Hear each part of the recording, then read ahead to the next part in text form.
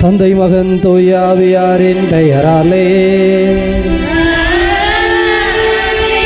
நம் ஆண்டவராகிய இயேசு கிறிஸ்துவின் அருளும் கடவுளின் அன்பும் தூய ஆவியாரின் நட்புறவும் உங்கள் அனைவரோடும் இருப்பதாக.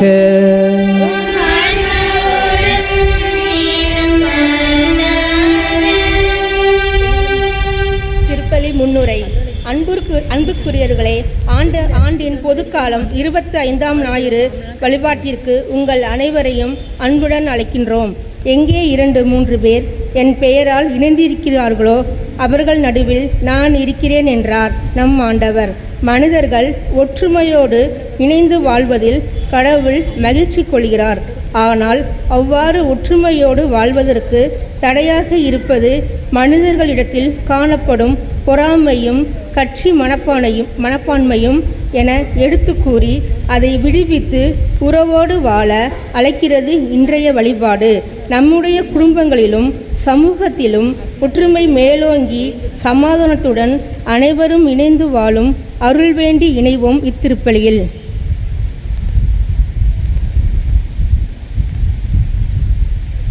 நம்மோடு இணைந்து இத்திருப்பலியில் புனித வின்சென்ட் தே பவுல் சபை சுரண்டை, புனித அந்தோனியார் கிளை சபை உறுப்பினர்களின் குடும்ப நலன்களுக்காக இச்சபையை இறைவன் நிறைவாக ஆசீர்வதிக்க, சபையை தாங்குகிற உபகாரிகள் ஒவ்வொருவருடைய குடும்ப நன்மைகளுக்காக, இச்சபை வழியாக உதவிகள் பெறும் தத்து குடும்பங்களில் வாழ்வின் முன்னேற்றத்திற்காக ஒப்பு கொடுத்து ஜெபிக்கிறார்கள்.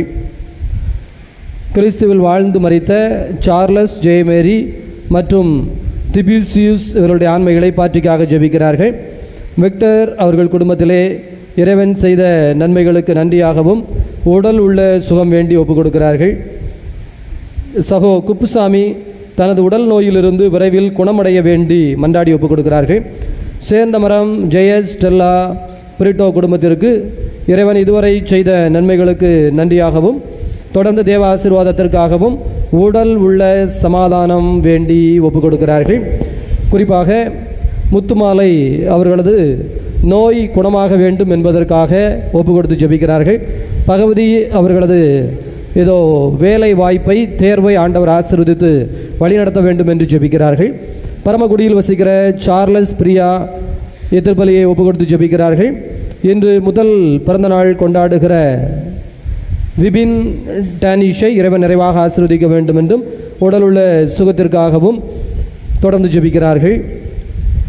ராஜ் ஜென்சி ஆரோக்கிய மேரி குடும்பத்திற்கு இறைவன் செய்த நன்மைகளுக்கு நன்றியாகவும் 19வது பிறந்த நாளை கொண்டாடுகிற அமல ரிஸ்வின் இவரை இறைவன் நிறைவாக ஆசீர்வதித்து உடல் உள்ள சுகத்தோடு வழிநடத்த வேண்டும் என்பதற்காகவும் குழந்தைகளுடைய படிப்பு நன்மைக்காகவும் எதிர்காலத்திற்காகவும் ஒப்பு கொடுத்து ஜெபிக்கிறார்கள். சுரண்டை சேவியர் ஜெயா குடும்பத்திற்கு இறைவன் செய்த நன்மைகளுக்கு நன்றியாகவும் தனது 25வது பிறந்த நாளை கொண்டாடுகிற தொபியாசை இறைவன் நிறைவாக ஆசீர்வதிக்க வேண்டும் என்றும் தொழில் சிறந்து விளங்கச் செய்ய வேண்டும் என்றும் இறை அழைத்தலில் குழந்தைகள் நிலைத்திருக்க வேண்டும் என்றும் மகளுடைய படிப்பு நன்மைக்காகவும் நினைத்த காரியங்கள் கைகூட வேண்டும் என்றும் ஒப்பு கொடுத்து ஜெபிக்கிறார்கள். ஆண்டவருடைய அன்பு குழந்தைகளை, நாமும் தெய்வீக திரு அருளால் நிரப்பப்பட நம்பிக்கையோடு ஜெபிப்போம். இறை அருள் பெறுவதற்கு தடையாக இருக்கிற குற்றம் குறைகளை நினைத்து மனம் வருந்தி மன்னிப்பு கேட்போம். என்றும் வாழும் எல்லாமல்ல இறைவா, உடல் ஆன்ம வாழ்வு அனைத்திற்கும் ஊற்றும் தொடக்கமும் நீரே. இந்த தண்ணீரையும் உப்பையும் புனிதப்படுத்தியருள உமை தாழ்மையுடன் வேண்டுகிறோம். இறைவா, உப்பு கலந்த இந்த தண்ணீர் தெளிக்கப்படும் இடமெல்லாம் தீயவனது தாக்குதல் அனைத்தும் தோல்வியுறச் செய்வீராக. உம் தூய ஆவியார் உடன் இருந்து எங்களை இடையராது காத்தருள்வாராக.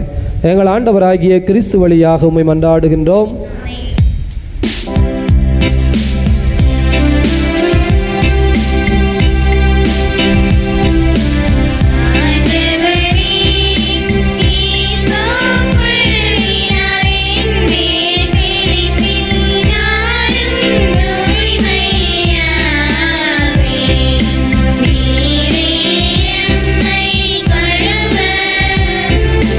நானும்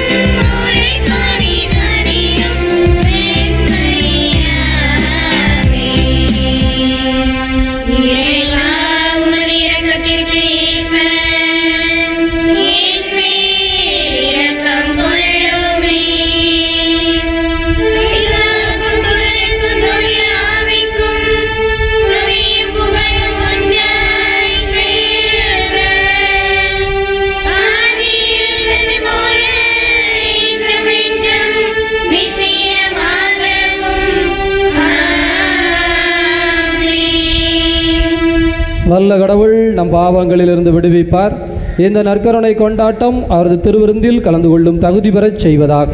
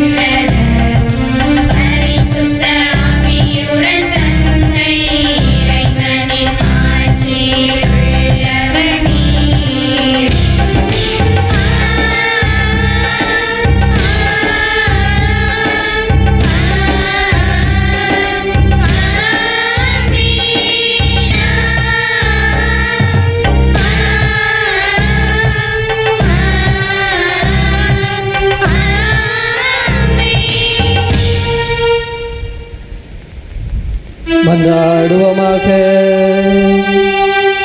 இதய அமைதியை இறைவா, உம்மையும் பிறரையும் அன்பு செய்வதில் திருச்சட்டத்தின் எல்லா கட்டளைகளும் அடங்கி இருக்க அருள் செய்தீரே. உம் கட்டளைகளை கடைபிடிக்கும் நாங்கள் முடிவில்லா வாழ்விற்கு வந்து சேர்வோமாக. ஆண்டவராகிய கிறிஸ்து வழியாக உம்மை மன்றாடுகின்றோம்.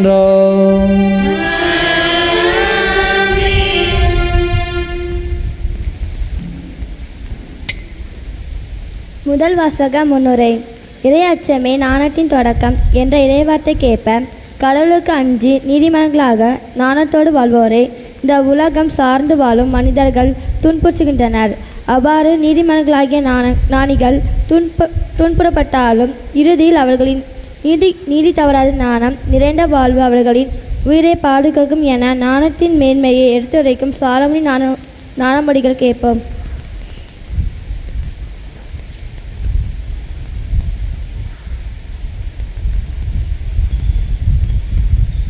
முதல் வாசகம். இழிவான சாவுக்கு அவர்களை தீர்ப்பிடுவோம்.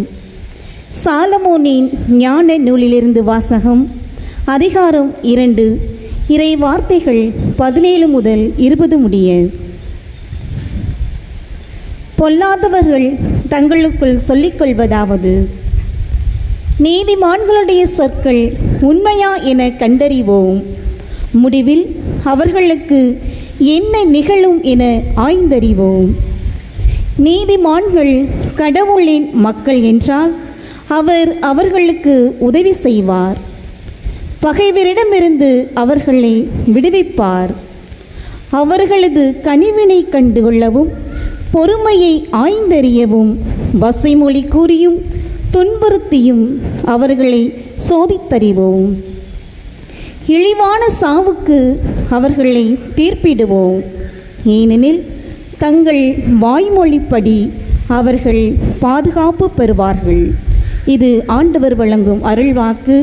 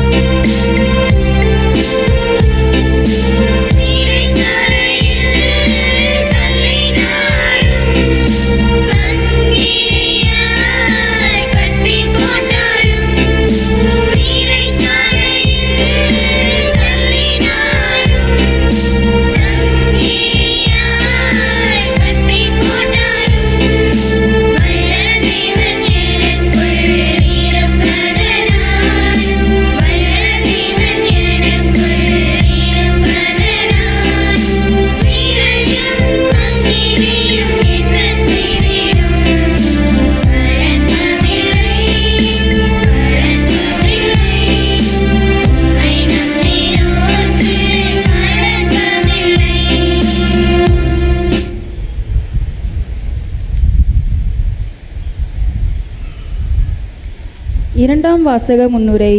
மனிதர்கள் ஒரு குழுவாக இணைந்து வாழும் இடத்தில் பொறாமையும் கட்சி மனப்பான்மையும் கட்டாயம் காணப்படும் ஒன்றாகிவிட்டது. இத்தகைய குழப்பம் நிறைந்த தீய பண்புகள் மனிதர்களிடையே இருக்க காரணம் சுயநலமும் கடவுள் வழங்கும் ஞானத்தின் குறைபாடுமே ஆகும். நம்பிக்கை கொண்ட மக்களிடம் இவை காணப்படக்கூடாது. இது போன்ற தீய பண்புகளும் தீய நாட்டங்களும் இல்லாமல் இருந்தால்தான் நாம் வேண்டுதல்கள் கேட்கப்படும் என எடுத்துரைக்கும் புனித யாக்கோபின் வார்த்தைகளை கேட்போம்.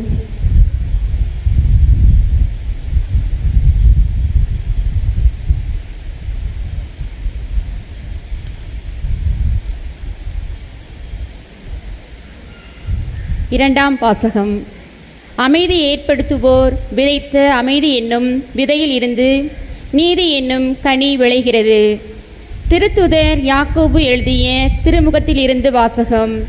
அதிகாரம் 3 இறைவார்த்தை 16, மேலும் அதிகாரம் 4 இறைவார்த்தை 1-3 முடிய. அன்பிற்குரியவர்களே, பொறாமையும் கட்சி மனப்பான்மையும் உள்ள இடத்தில் குழப்பமும் எல்லா கொடுஞ்செயல்களும் நடக்கும். விண்ணிலிருந்து வரும் ஞானத்தின் தலையாய பண்பு அதன் தூய்மையாகும். மேலும் அது அமைதியை நாடும், பொறுமை கொள்ளும், இணங்கி போகும் தன்மையுடையது, இரக்கமும் நற்செயல்களும் நிறைந்தது. நடுநிலை தவறாதது, வெளி வேடமற்றது. அமைதி ஏற்படுத்துவோர் விதைத்த அமைதி என்னும் விதையில் இருந்து நீதி என்னும் கனி விளைகிறது. உங்களிடையே சண்டை சச்சரவுகள் ஏற்பட காரணம் என்ன? உங்களுக்குள்ளே போராடி கொண்டிருக்கும் சிற்றின்ப நாட்டங்கள் அல்லவா? நீங்கள் ஆசைப்படுவது கிடைக்காததால் கொலை செய்கிறீர்கள், பேராசை கொள்கிறீர்கள். அதை பெற முடியாததால் சண்டை சச்சரவுகள் உண்டாக்குகிறீர்கள். அதை நீங்கள் ஏன் பெற முடிவதில்லை? நீங்கள் கடவுளிடம் கேட்பதில்லை. நீங்கள் கேட்டாலும் ஏன் அடைவதில்லை? ஏனெனில் நீங்கள் தீய எண்ணத்தோடு கேட்கிறீர்கள், சிற்றின்ப நாட்டங்களை நிறைவேற்றவே கேட்கிறீர்கள். இது ஆண்டவர் வழங்கும் அருள்வாக்கு.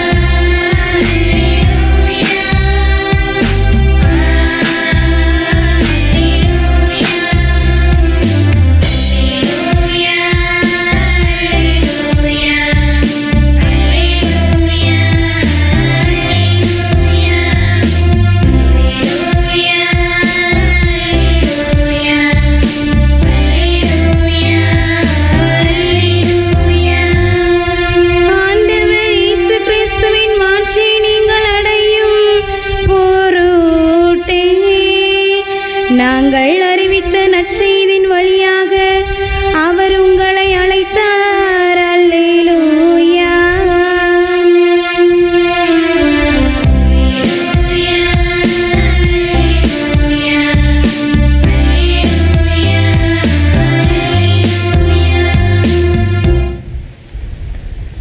ஆண்டவர் உங்களோடு இருப்பாராக.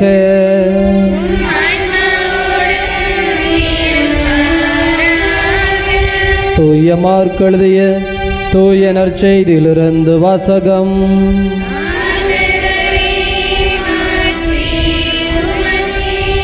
தூய மார்க் எழுதிய தூய நற்செய்தி 9வது அதிகாரம், ஆண்டவருடைய வார்த்தைகள் 30 முதல் 37 முடிய. அக்காலத்தில் இயேசுவும் அவருடைய சீடர்களும் புறப்பட்டு கலிலேயா வழியாக சென்றார்கள். அது யாருக்கும் தெரியக்கூடாது என்று இயேசு விரும்பினார். ஏனெனில் மானிட மகன் மக்களின் கையில் ஒப்புவிக்கப்பட இருக்கிறார். அவர்கள் அவரை கொலை செய்வார்கள். கொல்லப்பட்ட 3 நாட்களுக்கு பின் அவர் உயிர் தெழுவார் என்று அவர் தம் சீடர்களுக்கு கற்பித்து கொண்டிருந்தார். அவர் சொன்னது அவர்களுக்கு விளங்கவில்லை. அவரிடம் விளக்கம் கேட்கவும் அவர்கள் அஞ்சினார்கள். அவர்கள் கப்பர்நகூமுக்கு வந்தார்கள். அவர்கள் வீட்டில் இருந்த பொழுது இயேசு, வழியில் நீங்கள் எதை பற்றி வாதாடி கொண்டிருந்தீர்கள் என்று அவர்களிடம் கேட்டார். அவர்கள் பேசாதிருந்தார்கள். ஏனெனில் தங்களுள் பெரியவர் யார் என்பதை பற்றி வழியில் ஒருவரோடொருவர் வாதாடி கொண்டு வந்தார்கள். அப்பொழுது அவர் அமர்ந்து 12 கூப்பிட்டு அவர்களிடம், ஒருவர் முதல்வராக இருக்க விரும்பினால் அவர் அனைவரிலும் கடைசியானவராகவும் அனைவருக்கும் தொண்டராகவும் இருக்கட்டும் என்றார். பிறகு அவர் ஒரு சிறு பிள்ளையை எடுத்து அவர்கள் நடுவே நிறுத்தி அதை அரவணைத்து கொண்டு, இத்தகைய சிறு பிள்ளைகளில் ஒன்றை என் பெயரால் ஏற்றுக்கொள்பவர் எவரும் என்னையே ஏற்றுக்கொள்கிறார். என்னை ஏற்றுக்கொள்பவர் என்னை மட்டுமல்ல, என்னை அனுப்பினவரையே ஏற்றுக்கொள்கிறார் என்றார். ஆண்டவரின் அருள்வாக்கு.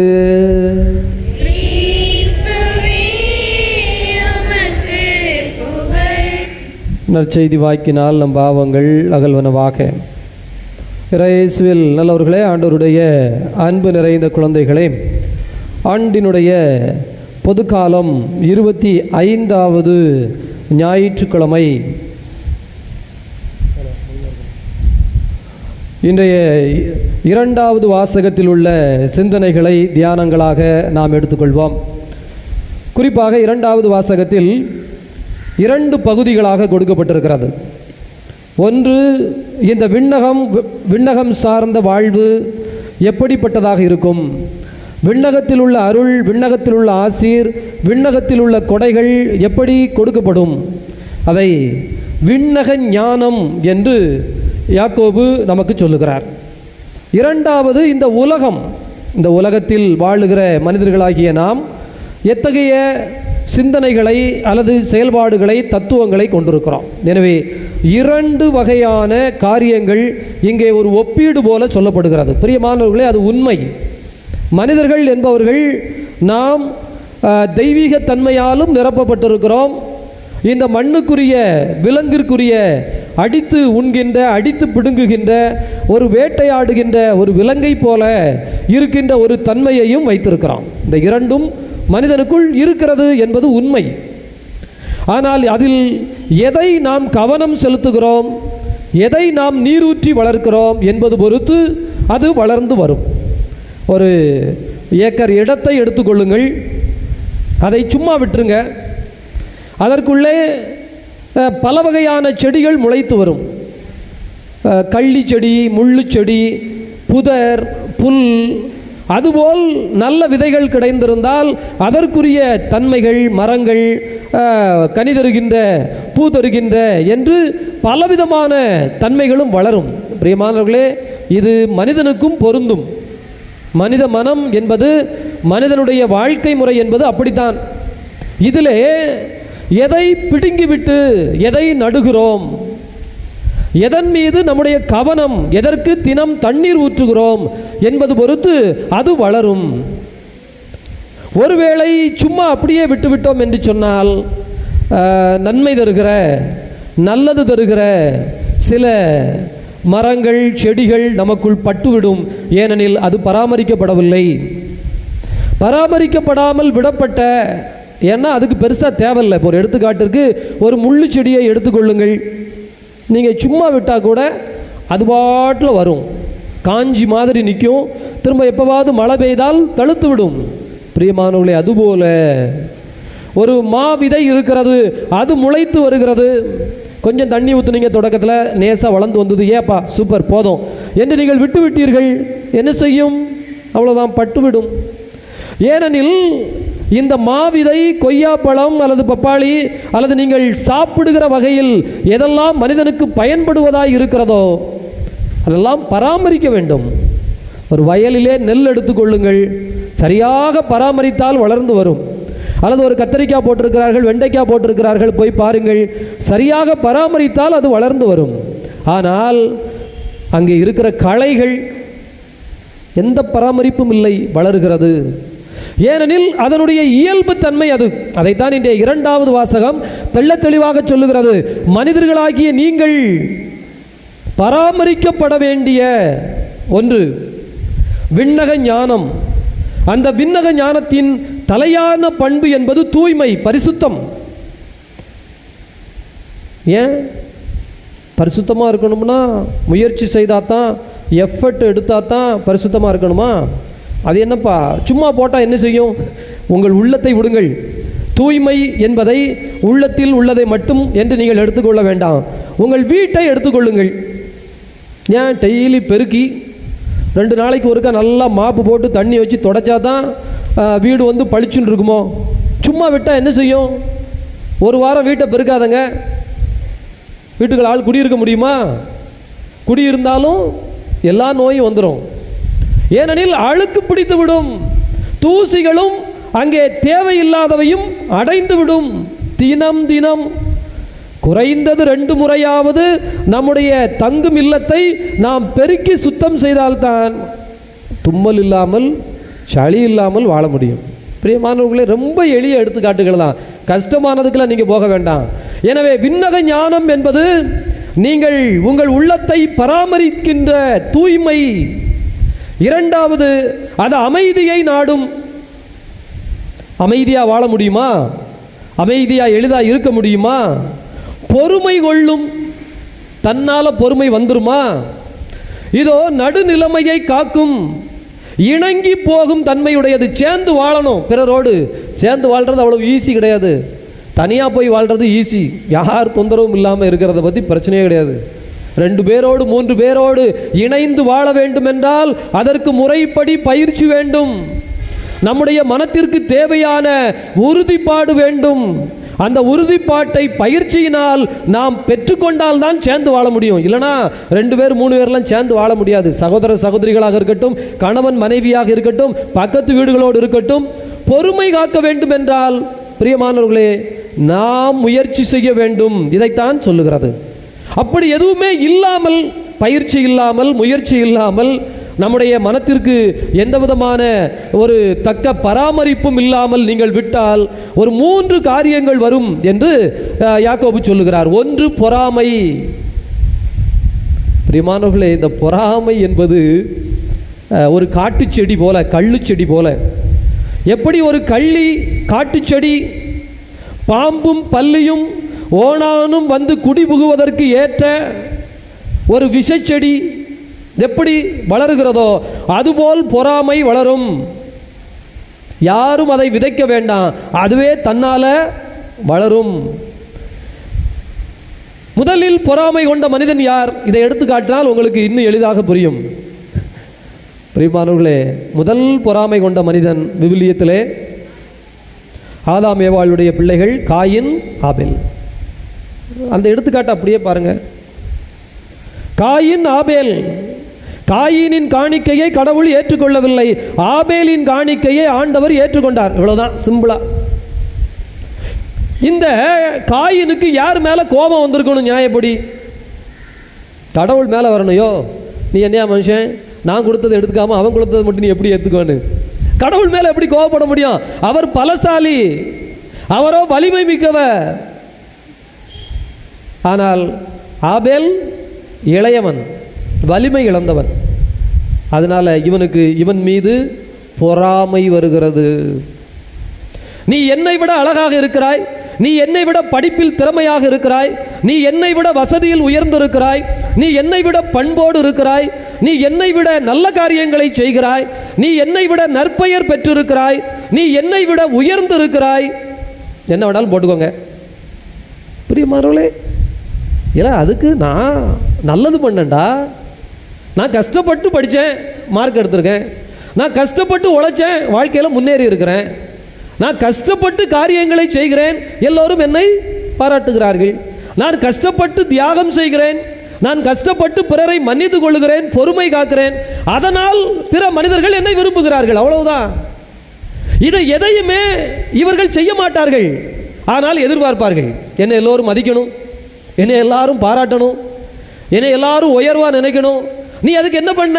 நான் ஒன்றும் பண்ண மாட்டேன், ஆனால் என்னை எல்லாரும். இதுதான் பொறாமை, இர்ரேஷனல் திங்கிங். காரண காரியம் இல்லாமல் அறிவை பயன்படுத்தாத மூளை பொறாமை கொள்ளும். பிரியமானவர்களே, உடனே காயினை கடவுள் கூப்பிடாரு, தம்பிங்க வா, உன் முகையா வாடி இருக்கு. இல்லை ஒன்றும் இல்லை, உண்மையை சொல்லாது. அவரே சொல்லுறார், கடவுளே சொல்றாருங்க பாரு, உன் சகோதரனின் காணிக்கையை நான் ஏற்றுக்கொண்டேன், உன்னுடைய காணிக்கையை ஏற்றுக்கொள்ள வேண்டும் என்றால் நீ நல்லது செய், வாழ்வாய். வசனம் முகத்தை வச்சு பார்த்து கடவுள் சொல்றார், நீ நல்லது செய், நீயும் உயர்வாய். அடுத்த வருஷம் நீ காணிக்கை கொடு, நீ நல்லவனா வாழு, நீ நல்லதை செய்ய, கஷ்டப்படு, நான் உன் காணிக்கையை ஏற்றுக்கொள்ளுகிறேன். காரணம் சொல்லுகிறார். இவனோ அதெல்லாம் மண்டையில் வாங்கவே இல்லை, என் சகோதரனை பழி தீர்த்து விட்டான். அதோட முடிஞ்சுச்சான், அவனை கொன்னதோட எல்லா கதையும் முடிஞ்சுதா? பிரியமானவர்களே, கழுதை வாழ்வது போல கடவுள் அவனுக்கு ஒரு வாழ்க்கையை கொடுத்தார்.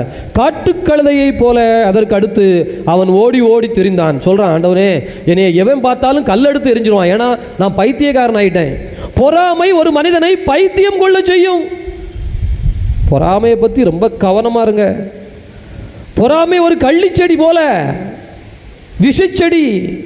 அது லேசா முளைக்கும் போதே அதை பிடுங்கி நீங்க தூரம் போடலைன்னா, சும்மா உள்ள வச்சுக்கிட்டே இருந்தீங்கன்னா, நீங்க அதுக்கு ஒண்ணுமே செய்ய வேண்டாம், அதுவே வளரும், உங்களை வீட்டை விட்டு வெளியே விரட்டிடும்.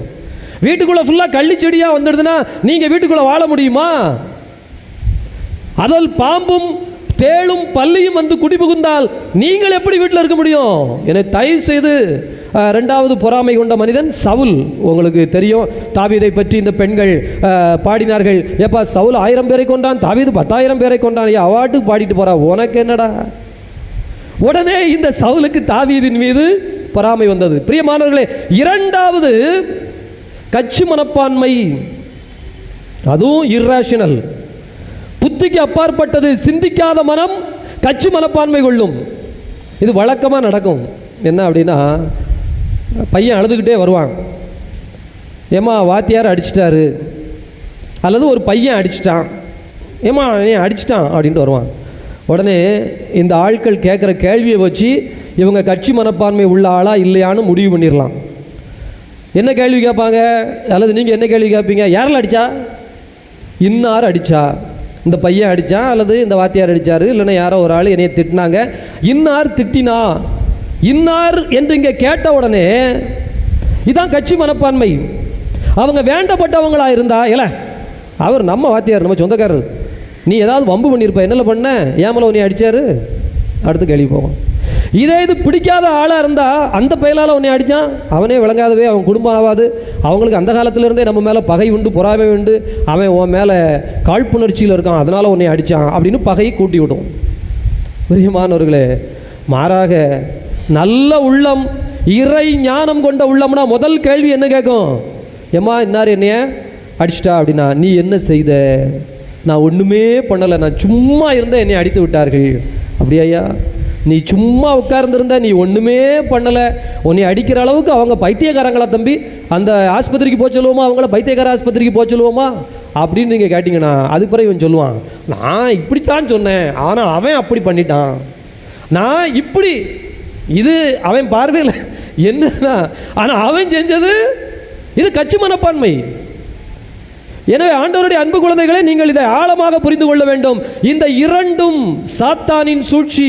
அதுதான் முதல் வாசகம். நீங்கள் வாசித்தா உங்களுக்கு தெரியும். இறை பற்றி இல்லாதவர்கள், கடவுள் அச்சம் இல்லாதவர்கள், கடவுள் என்கின்ற ஒரு பொது நிலையை, நடுநிலையை தங்களுக்குள் கொண்டு வராதவர்கள், தாங்கள் செய்வதெல்லாம் சரி, தாங்கள் வைத்ததே சட்டம், தங்களுக்குள் ஆகமாவம், ஆணவம் எல்லாவற்றையும் வளர்த்து வைத்து கொண்டு அழிந்து போவார்கள். ஆனால் கடைசி தான் அழிவு.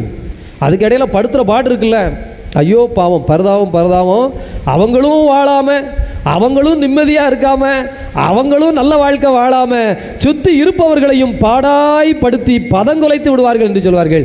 அவ்வளவு தீமை வரும். எனவே ஆண்டவருடைய அன்பு நிறைந்த குழந்தைகளே, அதற்குத்தான் ஆண்டவராகிய கடவுள் இங்கே நமக்கு சொல்லிக் கொண்டிருக்கிறார். உங்களுடைய சண்டை சச்சரவுகள் ஏற்பட காரணம் என்ன? உங்களுக்குள்ளே போராடி கொண்டிருக்கின்ற சிற்றின்ப நாட்டங்கள். சிற்றின்ப நாட்டங்கள் போராடி கொண்டிருக்கும். அது ஒரு நாள் நிறைவடையாது. எவ்வளவு வந்தாலும் போதும்னு சொல்லாது. இதோ அதை பெற வேண்டும் என்று நீங்கள் வெறுமனே ஆசைப்படுவதில்லை, பேராசை கொள்கிறீர்கள். அதை பெற முடியாததால் கொலை செய்கிறீர்கள். வந்துச்சா? பேராசை. பேராசை என்பதும் இர்ரேஷனல், அதாவது சிந்தனைக்கு அப்பாற்பட்டது. எனக்கு வேணும்னு சொன்னதில் தப்பு இல்லை. எனக்கு எல்லாம் வேணும், எனக்கு தெரியும்னு சொன்னதில் தப்பு இல்லை. எனக்கு மட்டும்தான் தெரியும், வேற எவனுக்கும் தெரியாது. எல்லாம் வேண்டும். பிரியமானவர்களே, மனுஷனுக்கு அப்படி ஆண்டவர் எதையும் கொடுக்கல. எல்லாருக்கும் எல்லாமெல்லாம் கொடுக்கல. அவனுக்கு ஒரு வயிறு, ஒரு வாய், அதுக்கு எவ்வளவோ அவ்வளவுதான் கொடுத்துருக்கிறாரே தவிர, உலகத்தில் இருக்கிற எல்லா பேராசை என்பது அப்படியே விரிந்து கொண்டே போகும். என்ன போட்டாலும் நிறையாது. அதுக்கு போராடும். இது போராடி கொண்டே இருக்கும். சிற்றின்பம். சின்ன பிள்ளைங்களை பாருங்க, ஒரு பொம்மை கேட்கும், வாங்கி கொடுத்தாச்சு, வச்சு விளையாடும். இன்னொரு குழந்தை இன்னொரு பொம்மையை வச்சுருக்கும், அந்த பொம்மையும் வேணுங்கும், அதையும் வாங்கி கொடுத்தாச்சு 2. இன்னொரு குழந்தை ஒன்று வச்சு விளையாடும், அதையும் வாங்கியாச்சு, இவ்வளோகானு குமிச்சாச்சு. இப்போ வச்சு விளையாட முடியாது, சும்மா தான் வச்சுருக்கணும். அடுத்து இன்னொரு குழந்தை வச்சுருக்கிற பொம்மையை பார்த்து அதையும் கேட்கும். இல்லை வாங்கி தரமில்ல, எங்களை வைப்ப, சும்மா வை, தலையில் வை, நான் செமந்துக்கிட்டா தலைவன். இப்போ அது விளையாட்டு பொருள் அல்ல, அது சுமை. இதான் பேராசை. பிறகு கடைசியில் 10 நிமிஷம் கழிச்சு பார்த்தா எல்லாம் குப்பையாக கிடக்கும். பேராசையில் சேர்த்ததெல்லாம் குப்பையாயிரும். இது குப்பை. இப்போ பக்கத்து வீட்டில் உள்ள குழந்தை வந்து, ஏக்கா அந்த பொம்மையை கூட நான் விளையாண்டுட்டு தரேன் அப்படிங்கும். அப்போ தான் அந்த பொம்மை மேலே இதுக்கு பாயாசம் பொங்கும். உடனே எடுத்து வச்சு விளையாடும். பொறாமை கொண்ட மனம், பித்து பிடித்த மனம், சிற்றின்ப ஆசை கொண்ட மனம். நான் குழந்தைகளை வைத்து எடுத்துக்காட்டி சொல்லிவிட்டேன். நீங்கள் பெரிய பெரிய ஆட்கள் என்னெல்லாம் பண்ணுறீங்கன்னு நீங்களே சிந்தித்துக் கொள்ளுங்கள். யாக்கோபு புத்தகம் மனப்பாடமாக வைக்க வேண்டிய ஒரு புத்தகம். இந்த உலகத்தில் நிம்மதியாய் நீங்கள் வாழ வேண்டும் என்றால், இந்த உலகத்தில் இறை ஞானத்தோடு இறை அருளோடு வாழ வேண்டும் என்றால், கள்ளிகளுக்கும் முள் போன்ற பொறாமை கொண்ட மனிதர்களுக்கும் கட்சி மனப்பான்மை கொண்ட மனிதர்களுக்கும் சிற்றின்பம் கொண்டு பேரின்பம் கொண்டு நம்மை துன்புறுத்துகிற மனிதர்களுக்கு மத்தியிலே அருளோடும் ஆசீரோடும் வாழ வேண்டும் என்றால் யாக்கோபு புத்தகம் எளிய கடிதம்தான். தயவு செய்து ஆழமாக வாசித்து வைத்துக் கொள்ளுங்கள். சமூகத்தின் வாழ்வில் உங்களுக்கு என்னாலும் நிறைவு கிடைக்கும். ஏன்னா நம்ம இந்த பக்கத்தை சொல்லிட்டோம், ஞானத்தோடு வாழுதல், இன்னும் பொறுமை கொள்ளுதல், இணங்கி போதல், இரக்கமும் நற்செயல்களும் நிறைந்து வாழுதல், நடுநிலைமை தவறாது இருத்தல், வெளிமேடமற்று இருத்தல், அப்படிங்கிறது எல்லாமே நேர்மறையான தியானத்திற்குரிய காரியங்கள். தொடர்ந்து ஆசீர்வதிப்பாராக. ஆமென். எழுந்திருந்து நம்முடைய நம்பிக்கை அறிக்கையிட்டு பாடுவோம்.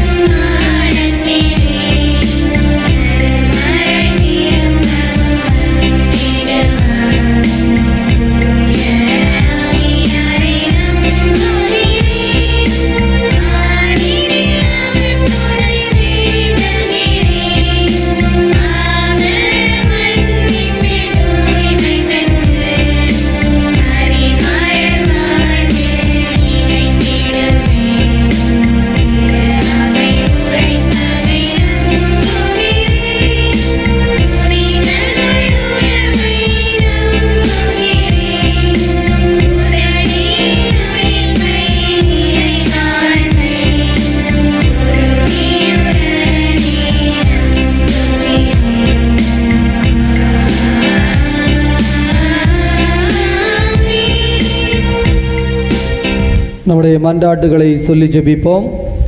அன்பு இறைவா, எம் கத்தோலிக்க திரு அவைக்காக மன்றாடுகிறோம். எம் திரு அவை தலைவர்கள் தங்களது பணிவாழ்வில் உம்முடைய இறைஞானத்தால் வழிநடத்தப்படவும், திருநிலையினரிடமும் பொதுநிலையினரிடமும் காணப்படும் எல்லா விதமான வேறுபாடுகள் மறைந்து ஒரே மந்தையும் ஒரே ஆயனுமாகிய நிலை வளரவும், எம் திரு அவை பணியாளர்கள் தளராது நற்செய்தி அறிவிப்பாளர்களாக வாழ அருள் தர இறைவா உம்மை மன்றாடுகிறோம். அன்பு இறைவா, எம் நாட்டிற்காகவும் எம் நாட்டு தலைவர்களுக்காகவும் மன்றாடுகிறோம். எம் நாட்டு தலைவர்கள் தங்களுள் யார் பெரியவர் என்று தங்களின் அதிகாரத்திற்காக சண்டையிடாது தங்களது பதவியை காப்பாற்றுவதையே இலக்காக கொண்டு செயல்படாமல் மக்கள் பணி செய்யவும், மக்களுக்காக திட்டங்களை செயல்படுத்தி மக்களின் ஒருங்கிணைந்த வளர்ச்சியில் முழு அக்கறையுடன் கடமைகளை செய்யவும் அருள் தர இறைவா உம்மை மன்றாடுகிறோம்.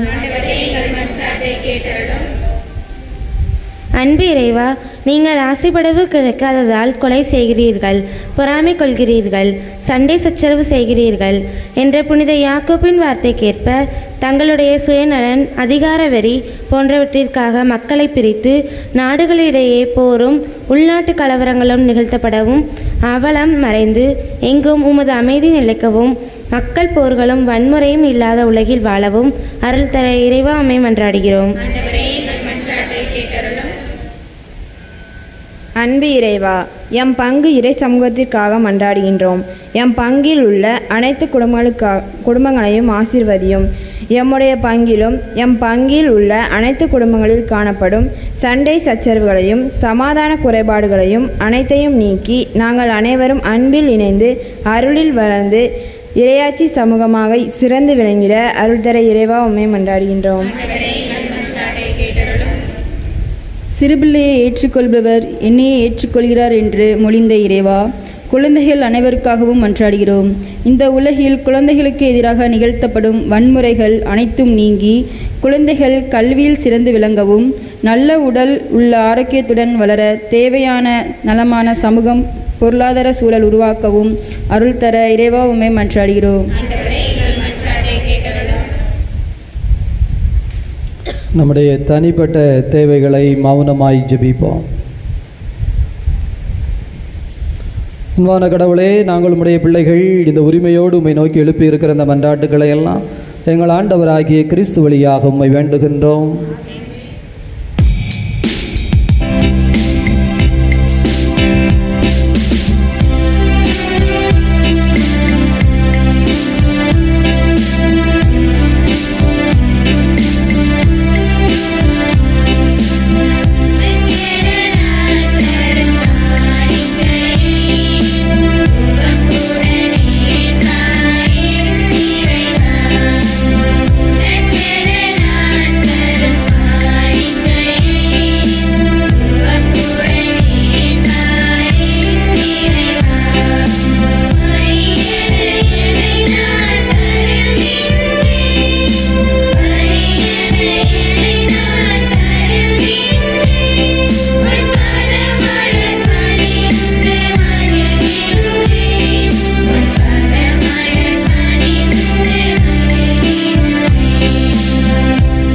சகோதர சகோதரிகளே, உங்களுடையதும் என்னுடையதுமாக ஒப்பு கொடுக்கப்படுகின்ற இப்பலி எல்லாம் வல்ல தந்தையாகிய இறைவனுக்கு ஏற்புடையதாகும்படி மன்றாடுங்கள்.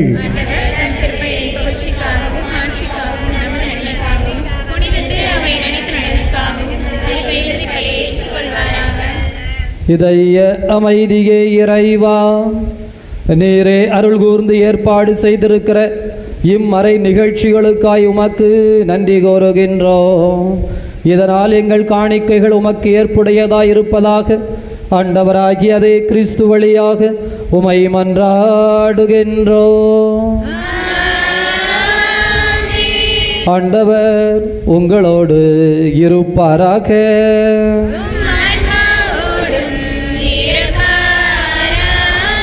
இதயங்களை மேலே எழுப்புங்கள். நம் இறைவனாகிய ஆண்டவருக்கு நன்றி கூறுவோம்.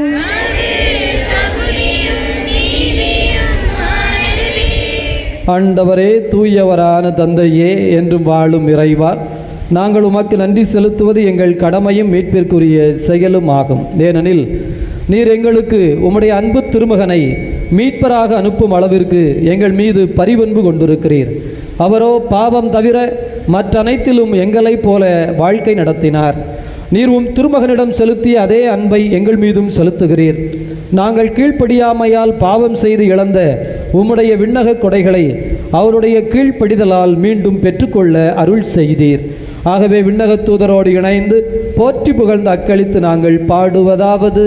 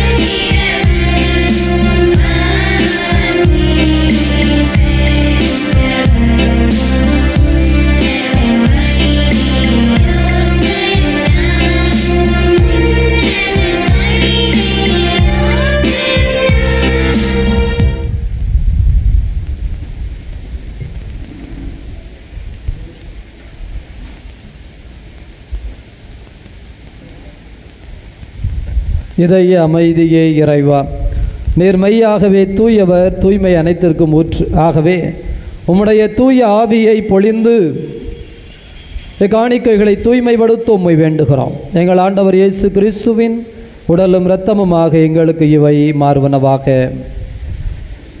அவர் பாடுபட உளம் கனிந்து தம்மை கையளித்த போது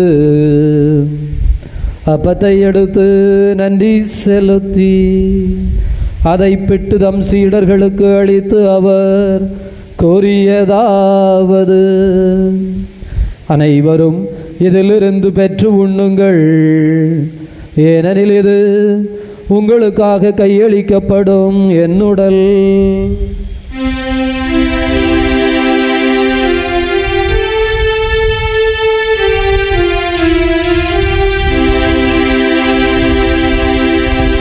அவ்வண்ணமே இரவு விருந்தை அருந்திய பின் கிண்ணத்தை எடுத்து மீண்டும் உமக்கு நன்றி கூறி தம் சீடர்களுக்கு அளித்து அவர் கூறியதாவது: அனைவரும் இதிலிருந்து பெற்று பருகுங்கள், ஏனெனில் இது புதிய நிலையான உடன்படிக்கைக்குரிய என் இரத்தத்தின் கிண்ணம்.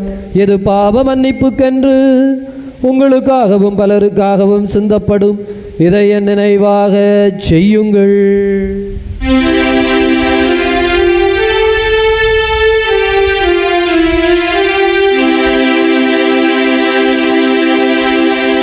நம்பிக்கையின் மறைபொருள்.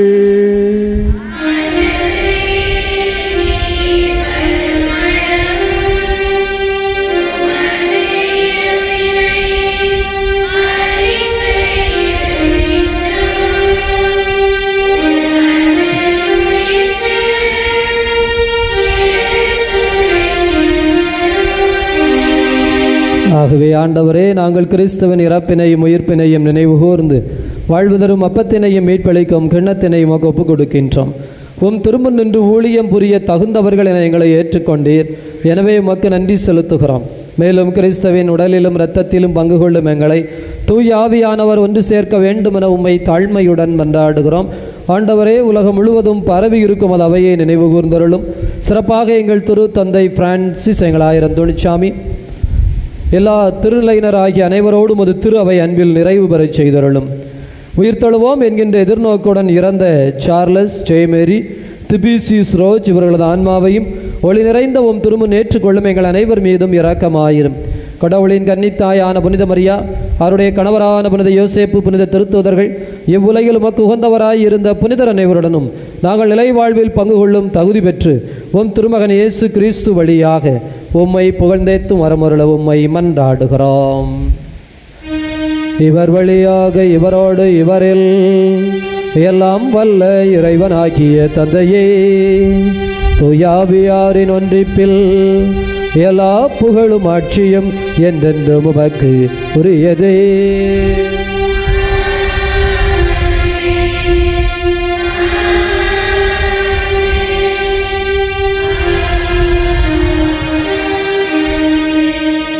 மீட்பரின் கட்டளையால் கற்பிக்கப்பட்டு இறைவடிப்பினையால் பயிற்சி பெற்ற நாம் இணைந்து மகிழ்ந்து விரும்பி ஜெபிப்போம்.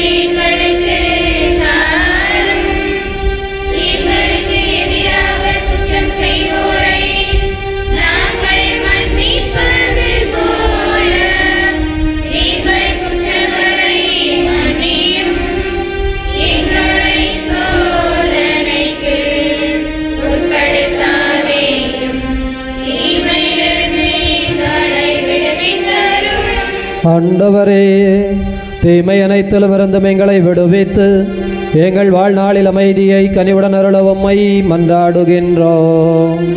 உமது இரக்கத்தின் உதவியால் நாங்கள் பாவத்தில் இருந்து எப்போதும் விடுதலை பெற்று யாதொரு கலக்கமுமின்றி நலமாயிருப்போமாக.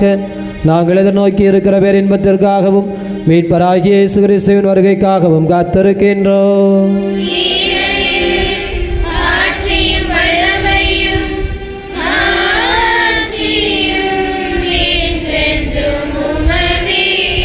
ஆண்டவரே இயேசு கிறிஸ்துவே, அமைதியை உங்களுக்கு விட்டுச் செல்கிறேன், என் அமைதியையே உங்களுக்கு அளிக்கிறேன் என்று உம் திருத்தூதர்களுக்கு மொழிந்தீரே. எங்கள் பாவங்களை பாராமல் உமது திரு அவையின் நம்பிக்கையை கண்ணோக்கி அதற்கு அமைதி மற்றுமையும் தந்தருள்வீராக. என்றென்று வாழ்ந்தாட்சி செய்கின்றவர் நீரே. ஆண்டவருடைய அமைதி உங்களோடு என்றும் இருப்பதாக.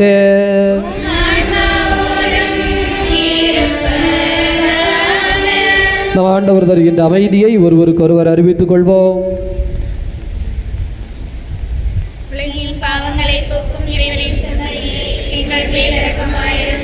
உலகின் பாவங்களை போக்கும் இறைவனின் செம்மறியே, எங்கள் மேல் இரக்கமாயிரும். உலகின் பாவங்களை போக்கும் இறைவனின் செம்மறியே, எங்களுக்கு அமைதி அளித்தருளும்.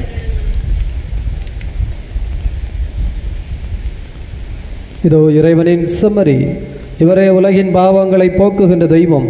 இந்த தெய்வத்தினுடைய விருந்துக்கு அழைக்கப்பட்டிருக்கிற நாம் அனைவரும் பேர் பெற்றவர்கள். ஆ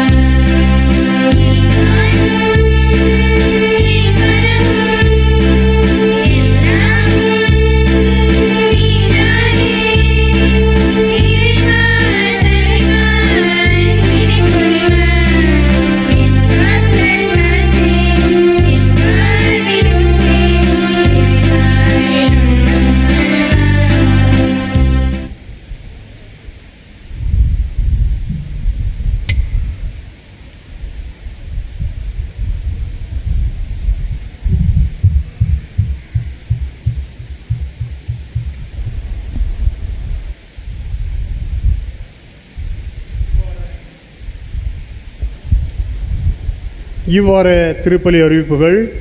23ஆம் தேதி திங்கள் மாலை 7 மணிக்கு மரியன்னை அன்பியத்தில் திருப்பலி. 24ஆம் தேதி செவ்வாய் காலை 10 முதல் மாலை 4 மணி வரை குணமளிக்கும் விடுதலை பெருவிழா தொடர்ந்து திருப்பலி. மாலை 7 மணிக்கு திரு எண்ணெய் பூசி நற்கருணை ஆசீர் தொடர்ந்து குணமளிக்கும் திருப்பலி. 25ஆம் தேதி புதன் காலை 6 மணிக்கு பங்கு ஆலயத்தில் திருப்பலி.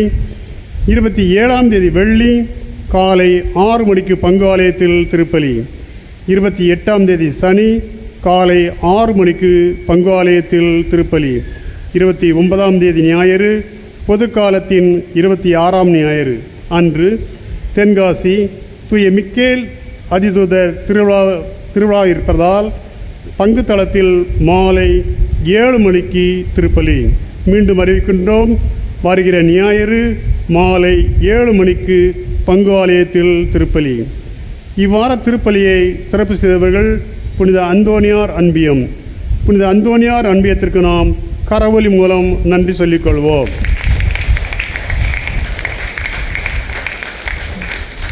வருகிற ஞாயிறு திருப்பலியை புனித மரியன்னை அன்பியம் சிறப்பு செய்வார்கள். இன்று முதல் பிறந்தநாள் காணும் விவின்டன்சியும், இன்று 19வது பிறந்தநாள் காணும் அமலர் ரிஸ்வனும், இன்று 25வது பிறந்தநாள் காணும் தொபியாஸ் இவர்களை இறைவன் நிறைவாக ஆசீர்வதிக்க வேண்டி நாம் வாழ்த்துக்கள் கூறி கரவொலி மூலம் சொல்லிக்கொள்வோம்.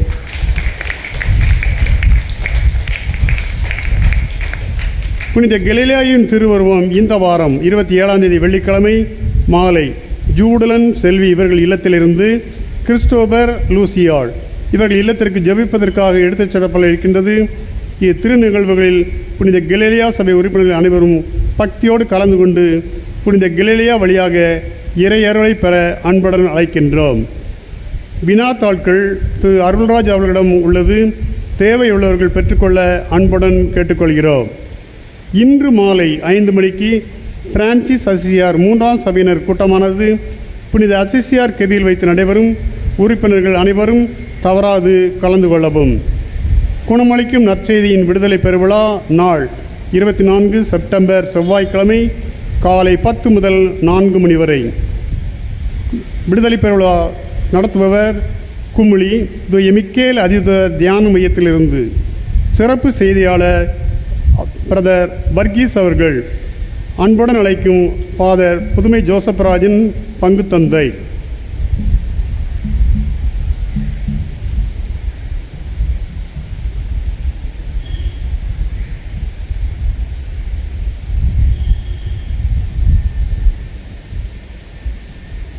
அன்பார்ந்தவர்களே, ஒவ்வொரு தமிழ் மாதத்தின் கடைசி செவ்வாய் மதியம் நவநாள் திருப்பலி நிறைவுற்றதும் அனைவருக்கும் அசன் உணவு வழங்கப்படுகின்றது.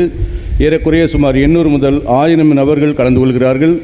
இதில் புனித அந்தோனியார் ஜெபக்குழுவினரோடு சேர்ந்து பல குடும்பங்கள் இதன் செலவுகளை தாங்குகின்றார்கள். அதன்படி கடந்த ஆகஸ்ட் மாதம், இந்த மாதம் செப்டம்பர் மாதம் 2 மாத வரவு செலவு வாசிக்கப்படுகின்றது. குறிப்பாக செப்டம்பர் மாதம் இந்த மாதம் 10ஆம் தேதி நடந்த தமிழ் மாதத்தின் கடைசி ஆண்டு அசன செலவிற்காக நமது ஊரைச் சேர்ந்த லூர்துராஜன் ரெஜிலா தங்கள் குடும்பத்தின் இறைவன் புனிதர் வழியாக செய்த நன்மைகளுக்கு நன்றியாகவும், நினைத்த காரியங்கள் நிறைவேறவும், பிள்ளைகளின் கல்வியிலும் ஞானத்திலும் சிறந்து விளங்கவும் இறைவனுக்கு நன்றியாகவும் 15,000 ரூபாய் கொடுத்துள்ளார்கள். மேலும் 2 மாத செலவுகளை காணிக்கையாக கொடுத்த குடும்பங்கள், அசன தேவைக்கு தேவையான காய்கறிகள் அனைத்தையும் கொடுத்தவர்கள் குருமலாப்பேரி ரத்தனசாமி ஜெயா குடும்பத்தினர், ஏஎல் அண்ட் சன்ஸ் குடும்பத்தினர் 4,000 ரூபாய், ஸ்டெல்லா மேரி டீச்சர் 2,000 ரூபாய், சகாயம் செலின் 2,000 ரூபாய், ராஜம் டீச்சர் 1000 ரூபாய், ஜஸ்டின் லாலிட் 1000 ரூபாய், ஜெபஸ்தியான் உதய 1000 ரூபாய், ஜோமிக்ஸ் டிபி 1000 ரூபாய், ஜெகன் சேவியர் அம்மாள் 1000 ரூபாய், சார்லஸ் அமலா 500 ரூபாய், மிக்கேல் ஜெபமாலை 500 ரூபாய். அதோடு 4 கிலோ பருப்பும் சமையல் எண்ணெய் 2 லிட்டரும் கொடுத்துள்ளார்கள். ராணி ஸ்டோர் 500 ரூபாய், அந்தோனி ராயப்பன் சகாயம் 500 ரூபாய், கெவின் காஸ்டன் 500 ரூபாய், ஆரோக்கியராஜ் ரோஸ்லின் 300 ரூபாய், அல்போன்ஸ் கிறிஸ்டி 300 ரூபாய், லூர்துசாமி விஜய் 300 ரூபாய், ஜேம்ஸ் ராஜம் 300 ரூபாய், மேரி கிளிண்டன் 300 ரூபாய், ரஞ்சித் நிர்மலா 400 ரூபாய், அந்தோனி பிரபாகர் திருவருட்செல்வி 400 ரூபாய், ஜெயராணி ஜேம்ஸ் 400 ரூபாய், ஜஸ்டின் டென்சி 400 ரூபாய், ஸ்டீபன் புனிதா 200 ரூபாய், ஜெகன் அக்ஷலியா 200 ரூபாய், இன்பன்ட் பெலினா 200 ரூபாய், புஷ்பராஜ் சரோஜா 200 ரூபாய்,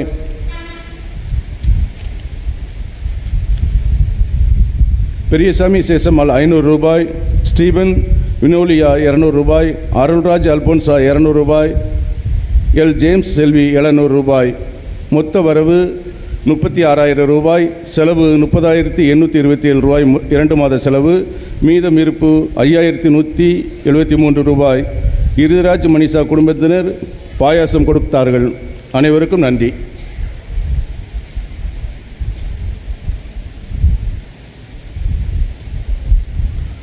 மன்றாடுவோமாக. இதய அமைதியே இறைவா, நாங்கள் ஒப்பு கொடுத்து உட்கொண்ட இப்புனித பலிப்பொருள் எங்கள் வாழ்வுக்கு என்றும் நலம் சேர்க்க உம்மை வேண்டுகிறோம். முடிவில்லா அன்பினால் உம்மிடம் நாங்கள் என்றும் நிலைத்திருப்போமாக. ஆண்டவராகிய கிறிஸ்து வழியாக உம்மை மன்றாடுகின்றோம். ஆண்டவர் உங்களோடு இருப்பாராக.